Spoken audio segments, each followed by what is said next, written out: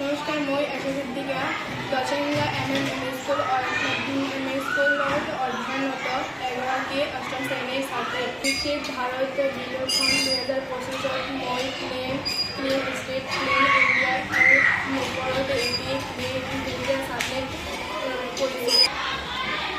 আমাৰ দেশ ভাৰতবৰ্ষই মুখামুখি হোৱা এই সমস্যা কেনেকৈ সমাধান কৰিব পাৰি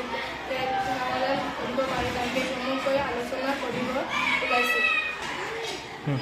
প্ৰথমতে উন্নত আন্তঃগাঁথনি আৱৰ্জনা পৰিচালনা সংস্থাপন আৰু নিষ্কাশন ব্যৱস্থাৰ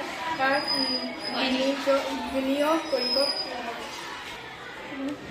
দ্বিতীয়তে সচেতনতা আৰু শিক্ষা পৰিষ্কাৰ পৰিচ্ছন্নতা সচেতনতা আৰু ব্যৱস্থা সন্মান অভ্যাসসমূহক উৎসাহিত কৰিব লাগিব।